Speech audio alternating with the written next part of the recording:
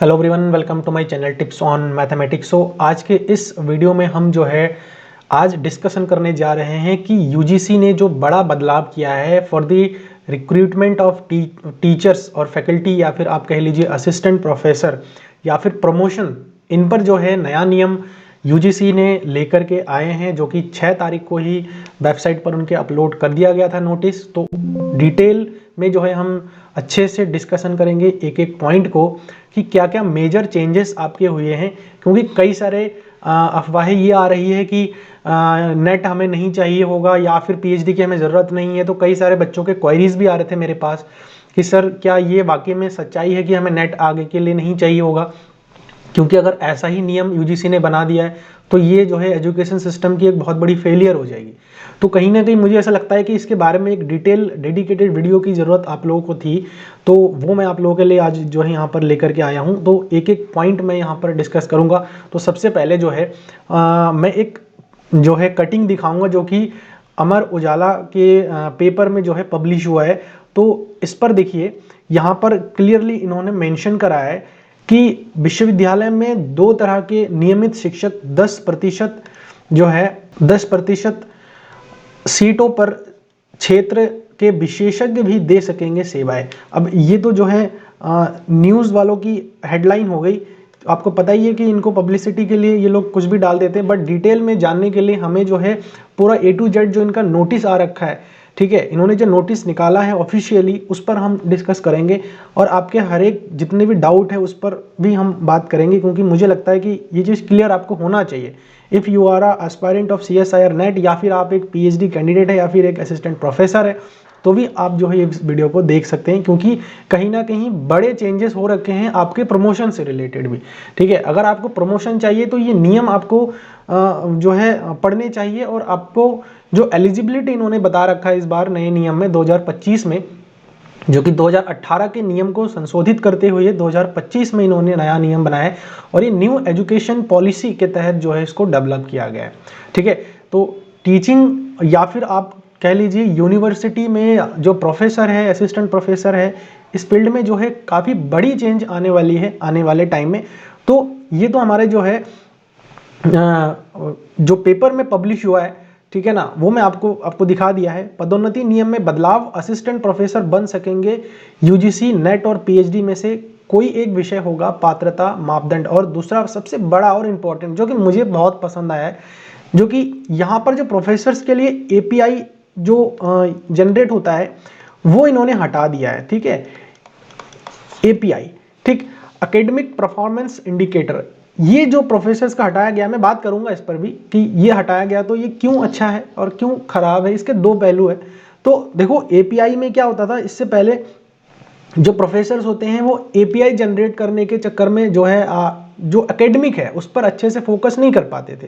तो उससे क्या होता था, हमारा जो एजुकेशन है वो बच्चों को उस लेवल की एजुकेशन नहीं मिल पाती थी, टाइम मैनेज नहीं कर पाती थी। स्कोर जनरेट करने का एक ही मकसद होता था जो प्रोफेसर्स है कि वो अपना प्रमोशन जो है अच्छे से ले ले। ठीक है ना, तो ये कहीं ना कहीं फेलियर है। मैं सारे प्रोफेसर्स की बात नहीं करूँगा, सारे प्रोफेसर ऐसे है भी नहीं, कुछ गिने चुने ऐसे होते हैं, और मुझे लगता है कि मैक्सिमम ऐसे ही मिल जाएंगे आपको हायर एजुकेशन में कि अपने एपीआई स्कोर जनरेट करने के चक्कर में अपना एकेडमिक को खराब करते हैं। तो ये सबसे बढ़िया एक नियम इन्होंने यूजीसी ने इस बार दिया है कि एपीआई जो स्कोर है वो इन्होंने हटा दिया बिल्कुल भी। ठीक है, डिटेल में बात करेंगे हम इस पर। तो वैसे जो पेपर कटिंग है ये आप लोग देख सकते हो, ठीक है ना, वीडियो को पॉज करके आप लोग अगर देखना चाहते हो तो इसको भी आप लोग जो है देख सकते हो। ठीक है ना, तो आपको समझ में आ जाएगा कि यहाँ पर इसमें इन्होंने पब्लिश क्या किया है। ठीक है, अब हम मेनली चलेंगे जो ऑफिशियल वेबसाइट है और वहाँ पर जो है डिटेलिंग के साथ जो है हम डिस्कस करेंगे। तो चलो यहाँ पर जो है इसके ये जो है ऑफिशियल वेबसाइट है। सबसे पहले तो मैं आपको वो नोटिस, वो लेटर आपको दिखाता हूँ जो इन्होंने पब्लिश किया है। ठीक है, लेटर में इन्होंने ये बताया कि UGC has revise the UGC regulation or the minimum qualifications for appointment teachers and other academic staffs in universities and colleges and measures for the maintenance of standard of higher education 2018। देखो, मैंने आपको बताया था कि 2018 के जो नियमावली थी उनमें इन्होंने क्या करा है, संशोधित करा है, और इसको संशोधित करके नया 2025 के रेगुलेशंस के साथ नया गाइडलाइन इन्होंने जो है दिया है। तो इस नोटिस में इन्होंने यही बताया है। एंड लास्ट में जो है इन्होंने अच्छा किया है कि एक फीडबैक इन्होंने मांगा है आप लोगों से। I request you kindly to share your valuable feedback on the draft regulation on or before 5th February 2005 in the following email address. ये ईमेल एड्रेस आपके दिए गए हैं draft-regulations@ugc.gov.in। आप यहाँ पर जाकर के फीडबैक ज़रूर दीजिएगा। अभी आप पहले एक बार समझ लीजिए कि पूरा मसला क्या है और पूरा जो चेंजेस हम कह रहे हैं वो एक्चुअल में है क्या क्या क्या चेंजेस हुए हैं उस पर हम देख लेते हैं। ठीक है, अच्छा और बुरा आपको डिसाइड करना है एंड देन आप कमेंट बॉक्स में ज़रूर मेंशन करिएगा। अगर आप CSIR नेट के एस्पायरेंट हैं तो भी, अगर आपने CSIR नेट क्वालिफाई कर लिया है तो भी, और अगर आप एक प्रोफेसर असिस्टेंट प्रोफेसर है तो भी, आप अपना point of view comment box में ज़रूर दीजिएगा। ठीक है, तो चलिए अब हम बात करते हैं मेन पॉइंट पर। जो रेगुलेशंस है, जो रेगुलेशंस इन्होंने लेकर के आए हैं उस रेगुलेशंस पर बात करेंगे और उस रेगुलेशन के तहत जो है यहाँ पर एक एक चीज़ को हम जो है यहाँ पे समझेंगे। ठीक है, मैंने पॉइंट आउट कर लिया है। देखिए काफ़ी सारे पॉइंट इन्होंने ऐड किया है, तो इतने सारे पॉइंट वैसे मैं आपको डिस्कस करके नहीं बताऊंगा। इसमें मैं आपको बेसिक चीज़ें जो है, मैक्सिमम जो बेसिक चीज़ें हैं, ठीक है, जो इंपॉर्टेंट है, जो आपको समझना है, वो यहाँ पर मैं आपको बताऊंगा। ठीक है, तो स्टार्ट करते हैं। ये इंपॉर्टेंट है, आप इसको बड़े ध्यान से अच्छे से इसको देख लीजिएगा। बाकी सबसे पहले हम स्टार्ट करेंगे यहाँ पर जो है, ये हमारे किसी काम के फिलहाल तो नहीं है। तो यहाँ पर हमारा काम स्टार्ट होता है 3.0 से। हम 3.0 से स्टडी करेंगे और 3.0 से जो 1 by 1 हर एक पॉइंट है उस पर हम बात करेंगे। और 3.0 यहाँ पर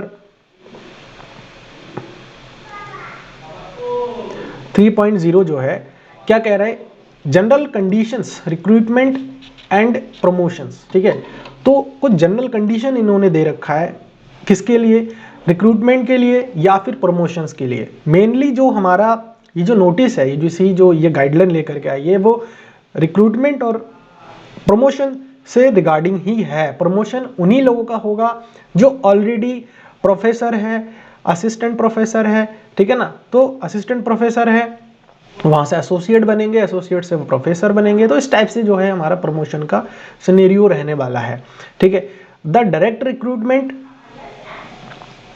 यहाँ पर उन्होंने बता रखा है, देखिए, the direct recruitment to the post of assistant professor, associate professor and the professor in the higher educational institutions shall be based on the merit through an all India advertisement followed by selection by a duly constituted selection committee as per the previous made under these regulations। ठीक है, तो वही है, इसमें आपके recruitment रहेगा, direct recruitment जो रहेगा post of assistant professor, associate professor and professor जो है, तो इस अकॉर्डिंग रहेगा। सिलेक्शन कमेटियां होंगी और उस अकॉर्डिंग जो है इसमें आपको सिलेक्शन होगा। नेक्स्ट जो है इंपॉर्टेंट है, इफ द डिसिप्लिन सब्जेक्ट, ध्यान से सुनिएगा, chosen in the 4 year under graduation program और post graduation program is different from the chosen discipline.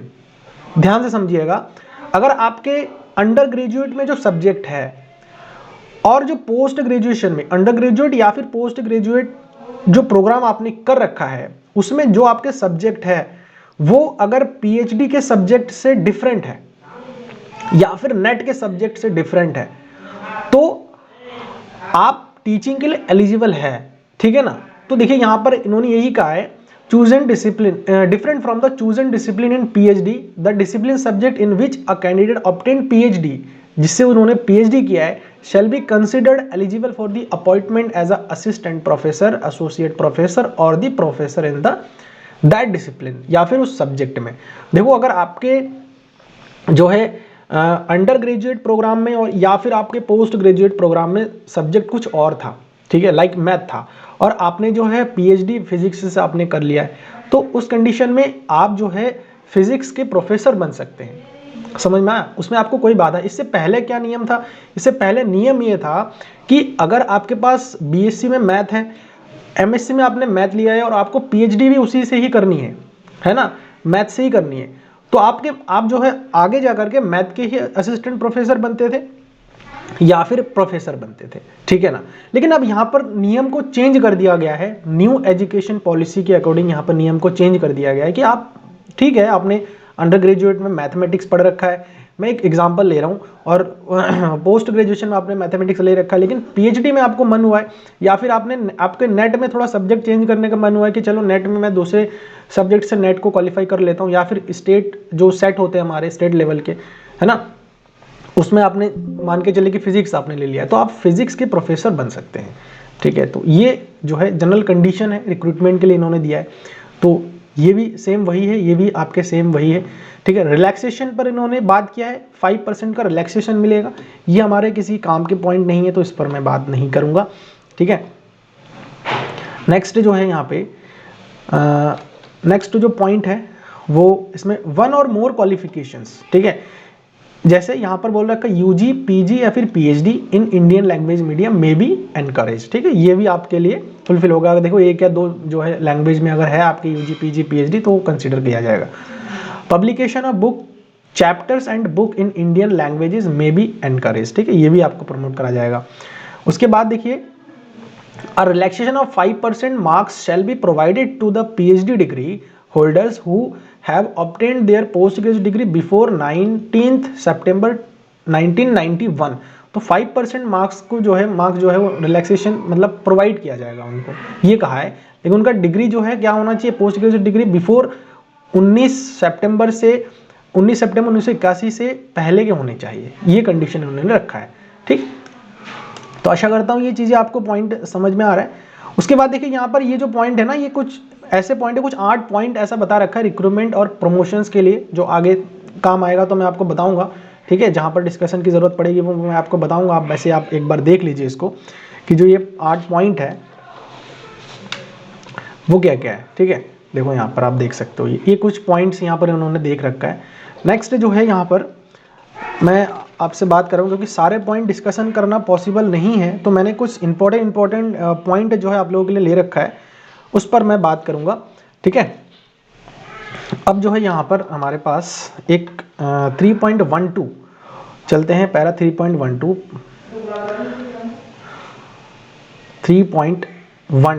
ठीक है। देखो यहाँ पर क्या है, the PhD degree shall be mandatory qualification for promotion to assistant professor, है ना, academic level 12, associate professor academic level 13A and professor academic level 14 in universities and the colleges. एक पॉइंट ये था जो कि डिस्कशन करनी थी आपसे।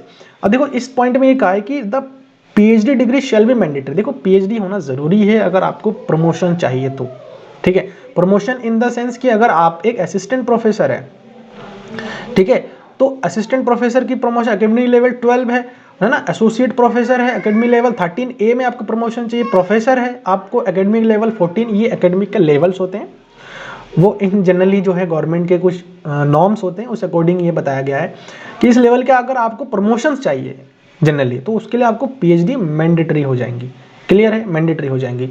और ये कहाँ पर लागू होगी, ये यूनिवर्सिटीज एंड कॉलेजेस पर लागू होंगी, ठीक है।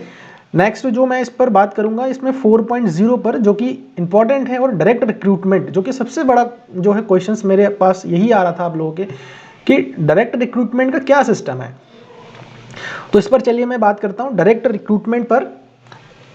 जो इसका जो प्रोसीजर है वो मैं आपको समझा देता हूं। देखो इसमें क्या कहा है कि 4 पॉइंट में इन्होंने डायरेक्ट रिक्रूटमेंट का बता रखा है, और 4.1 में इन्होंने डिस्क्राइब भी करा है कि minimum qualifications, experience and accomplishment for the discipline of art, commerce, humanities, education, law, social sciences, languages, library sciences, physical education, journalism and mass communication, engineering, technology, management, drama, yoga, music, performing arts, visual arts and other traditional Indian arts forms like sculpture etcetera in the universities and the colleges, ठीक है। तो यहाँ पर बता रखा है, first है assistant professor की जो है डायरेक्ट रिक्रूटमेंट कैसे होंगी। यहाँ पर प्रोसीजर इन्होंने बता रखा है असिस्टेंट प्रोफेसर और एकेडमिक लेवल 10 के लिए, ठीक है। ये लोअर ग्रेड है, मतलब स्टार्टिंग है, कैसे रिक्रूटमेंट होना है वो आपको बता रखा है। यूजी डिग्री आपके पास होना चाहिए, एलिजिबिलिटी मैं आपको बता रहा हूँ, UG degree with at least 75% marks और PG degree with at least 55% marks and PhD degree आपके पास होना चाहिए। अगर ये चीज़ नहीं है तो आपके पास एक PG डिग्री होना चाहिए एटलीस्ट मिनिमम 55% मार्क्स के साथ, ठीक है। And qualification in the national level, मतलब आपके पास CSIR या फिर UGC या फिर ICAR जो नेट आपको होते हैं, या फिर अगर किसी स्टेट यूनिवर्सिटी में आपको जो है अपॉइंटमेंट चाहिए, है ना, तो उसमें जो है आपके पास सेट भी, आप वहाँ पर सेट के थ्रू जो है आप उसको अप्लाई कर सकते हो। या फिर अब PG डिग्री ये जो है ME या फिर MTech के लिए बोल रखा है विद एटलीस्ट 55% मार्क्स आपके होने चाहिए। ये तो बात हो गई कि असिस्टेंट प्रोफेसर एकेडमिक लेवल 10 के लिए, लेकिन इसमें कुछ एक्स्ट्रा भी है जो है आइदर द अबव क्वालिफिकेशन और the following qualification can be use for the discipline of yoga, music, performing arts, visual arts and other traditional Indian arts forms like sculpture, drama etcetera. देखो इस बार सबसे बड़ी जो ये गाइडलाइन है, सबसे स्पेशल क्या है वो मैं आपको बताता हूँ। वो ये है, जो योगा टीचर है, म्यूजिक टीचर है, परफॉर्मिंग आर्ट्स, इस टाइप के जो टीचर्स हैं उनके लिए कुछ नया जो है इन्होंने ऐड करा है। और वो नया ये ऐड किया है कि एटलीस्ट UG डिग्री तो उनके पास होना ही चाहिए। समझ में? अगर ये सारा चीज़ें नहीं है, अगर है तो कोई इशू नहीं है, अगर नहीं है तो आपके पास एटलीस्ट UG का जो डिग्री है वो होना चाहिए with 5 year of professional experience. आप मान के चलिए कि योगा के फील्ड में आपको असिस्टेंट प्रोफेसर बनना है, तो उस कंडीशन में आपके पास at least 5 years of professional experience होना चाहिए and fulfil the following criteria. कुछ क्राइटेरिया भी इन्होंने बता रखा है, commendable professional achievement and at the state and national level through the authentication proof, मतलब आपके पास उसका सर्टिफिकेट भी होना चाहिए। समझ में? जो एक्सपीरियंस आप ले रहे हैं, या फिर अगर आप मान के चलिए कि योगा टीचर है तो सर्टिफाइड योगा टीचर आप होने चाहिए, और आपके पास 5 ईयर मिनिमम एक्सपीरियंस तो होना ही चाहिए विद UG डिग्री। क्लियर है?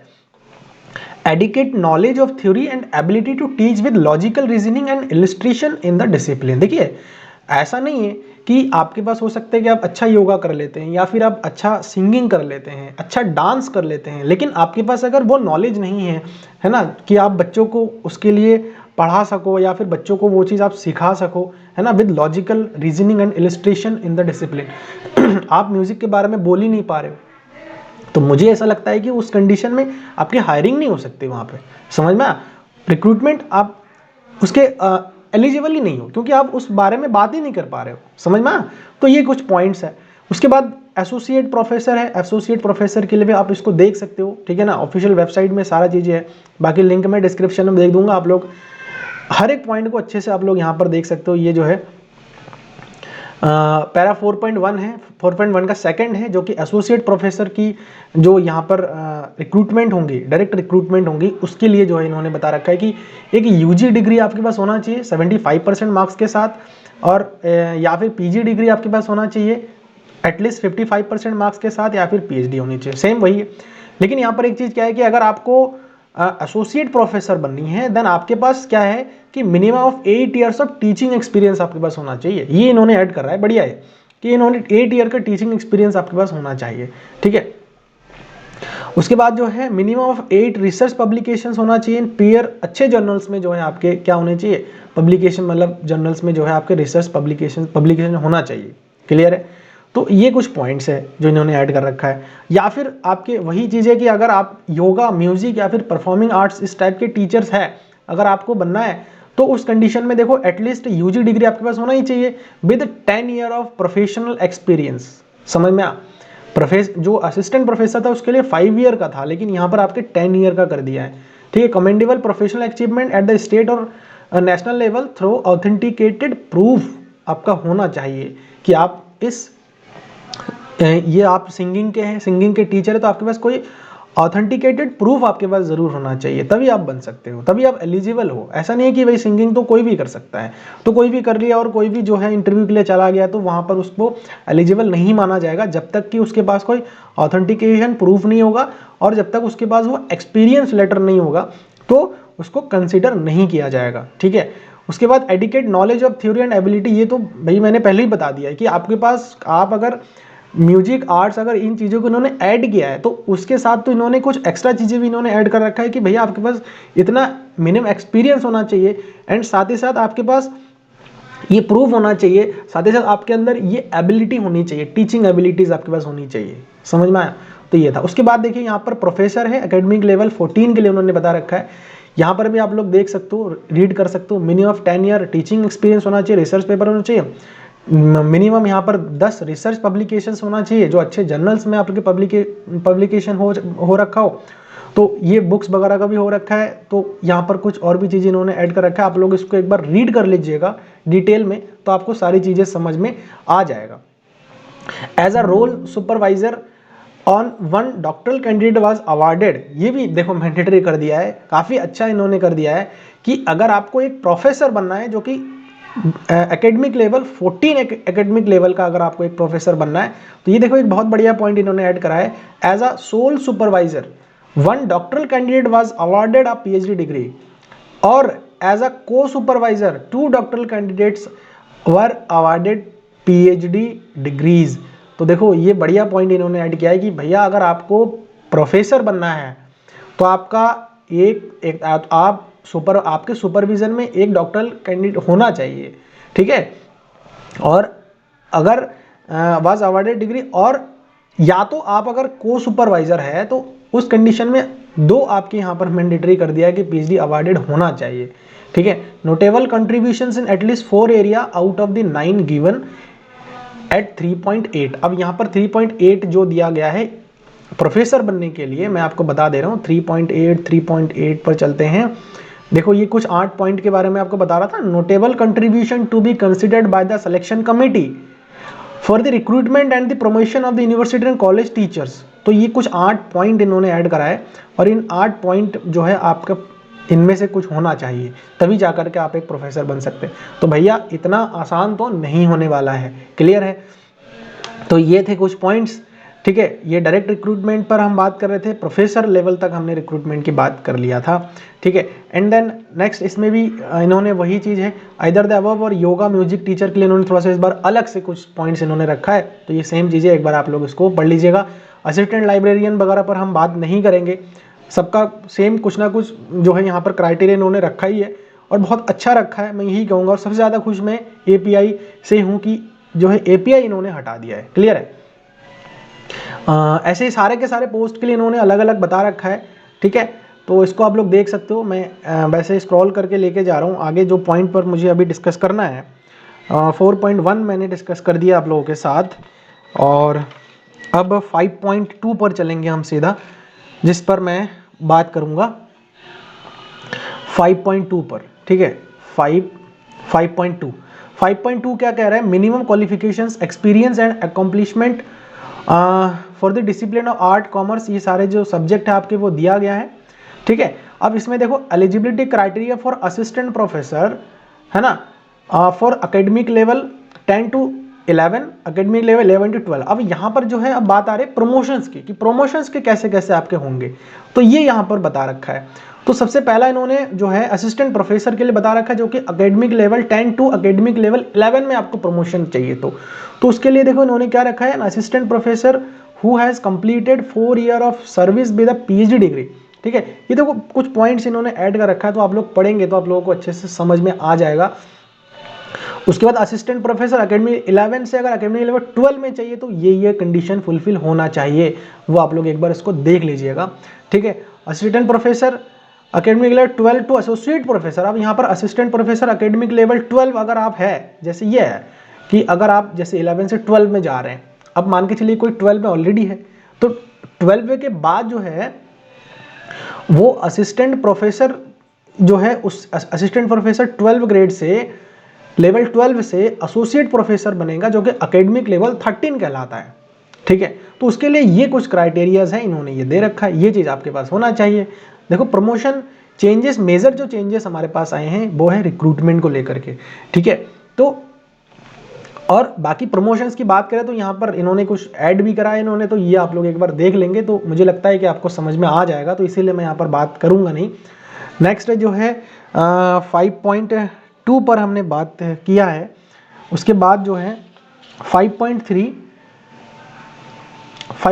पर भी हम बात नहीं करेंगे, आप लोग एक बार इसको देख लीजिएगा, मैं पॉइंट आपको बता दे रहा हूँ। 5.3 पर भी आप एक बार जा करके इसको देख सकते हैं। यहाँ पर भी आपके जो है बस अलग अलग 5.3 का मैं आपको बता दे रहा हूँ। 5.3 ठीक है, 5.3 के लिए पहले हमने यूनिवर्सिटीज पर बात किया है जो 5.2 पर था, लेकिन ये जो है कॉलेज लेवल के लिए जो प्रमोशंस होने हैं वो कैसे होना है। देखिए कॉलेज लेवल होता है, यूनिवर्सिटी लेवल होता है। ठीक है, यूनिवर्सिटी कब बनता है, जब बहुत सारे कॉलेजेस ऐड हो जाते हैं। जनरली ये जो है प्रोसीजर रहता है। और इन जनरल अगर आप सिर्फ कॉलेज है जहाँ पर कुछ ही कोर्सेज हैं, 2 है 3 है 4 है, कुछ इस टाइप के कोर्सेज है, तो वहाँ पर भी रिक्रूटमेंट की ज़रूरत होंगी, वहाँ पर भी प्रमोशंस होंगे। तो वहाँ पर के लिए जो है ये कुछ नियमावली यहाँ पर उन्होंने दे रखा है। ठीक है, देखिए यहाँ पर अब हम बात करेंगे, यहाँ पे 5.3 पर हम बात नहीं करेंगे इन जनरली। उसके बाद जो है यहाँ पर आ जाता है हमारा 5.6। ठीक है, चलो 5.6 पर चलते हैं हम। 5.5, 5.6 क्या कहा जा रहा है, date of eligibility for the promotion. देखो अब यहाँ पर ये डेट है, when a candidate does not succeed in the assessment he she can be reassessed only after 1 year from the date of the last assessment. When a candidate succeed in an assessment his promotion shall be affected as detailed below.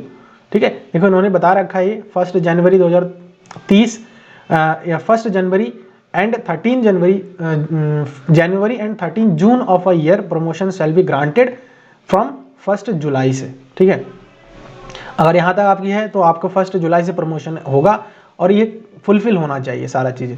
ठीक है, और जो है if the assessment is between, आपके जो assessment है वो 31 जुलाई से 31 ऑफ दिसंबर है किसी साल में, तो promotion shall be granted from the 1 जनवरी से आपके प्रमोशन होंगे, ये इन्होंने बता रखा है। ठीक है, उसके बाद जो है 5.6 हो गया है, और अब जो है 8 पॉइंट पर बात करते हैं, अपॉइंटमेंट ऑन कॉन्ट्रैक्ट बेस। ठीक है, 5.8 पर चलते हैं, और 5.8 आप लोग इसको पढ़ लीजिएगा एक बार तो आपको और भी अच्छे से क्लियर हो जाएगा। देखो 5.8 में क्या कहा जा रहा है, अपॉइंटमेंट ऑन कॉन्ट्रैक्ट बेसिस। देखो इससे पहले भी ऐसा नहीं कि ये नया है, इससे पहले भी कई सारे कॉलेजेस ऐसे हैं, कई सारी यूनिवर्सिटीज़ अपनी हैं जो इस प्रकार के जो नियम हैं वो चलाते आ रहे हैं। ठीक है, जो कि मैंने खुद ऑब्जर्व किया है, मैंने खुद देखा भी है। तो द टीचर्स में बी अपॉइंटेड, ये कॉन्ट्रैक्ट बेसिस पर हो रहा है। ठीक है, ये कॉन्ट्रैक्ट बेसिस पर क्या इन्होंने नियम दिया है, द टीचर्स में be appointed against the vacant sanctioned faculty positions on a contract basis for a maximum period of 6 month. देखो 6 महीने के लिए अगर कॉन्ट्रैक्ट बेसिस में रखेंगे तो वो 6 महीने के लिए रखेंगे। ठीक है ना, only when it is essential the qualifications and the selection procedure for the appointment them should be the same as those applicable or regular appointed teachers। ठीक है, उनकी सैलरी भी उससे अकॉर्डिंग उनसे ज़्यादा नहीं है, ऐसे उनसे कम नहीं होना चाहिए, उसी अकॉर्डिंग ही सैलरी वगैरह रहेगी। लेकिन वो जो कॉन्ट्रैक्चुअल होंगे वो हमारे सिर्फ 6 महीने के लिए ही एप्लीकेबल होगा, और अगर उससे आगे होता है तो सेम प्रोसीजर, जैसे कि फिर से आपको इंटरव्यू देना है और फिर से इंटरव्यू में आपको बैठना है। ठीक है, तो वो तरीका आपको फिर से जो है फॉलो करनी पड़ेगी, जो भी नॉर्म्स होंगे तो उस अकॉर्डिंग जो है हमारे यहाँ पर हो जाएंगे।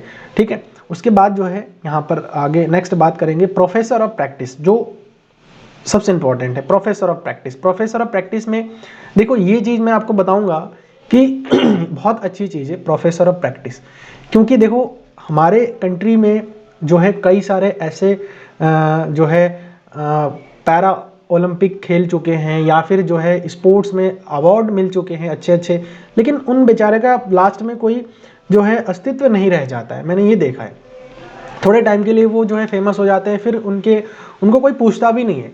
लेकिन अब जो है जो यूजीसी ने जो नया नियम बनाया है उसके तहत जो है इस प्रकार के लोगों को भी जो है as a professor, as a working professional जो है कॉलेज में असिस्टेंट प्रोफेसर बनने का एक मौका मिलेगा, और यूनिवर्सिटी जो है उस मौके को देंगे। फिर क्या कहा है, हायर एजुकेशनल इंस्टीट्यूशंस में एंगेज एक्सपर्ट्स प्रोफेशनल, है ना, practitioners from the industries, other professional for teaching and research, ये लोग आ सकते हैं। The engagement of the professor of practice will be exclusive of the sanction post. The number of professor of practice in a higher educational institution at any point in time should be not exceed 10। मतलब जितना post होगा उसका 10% जो है professor of practice के post होंगे।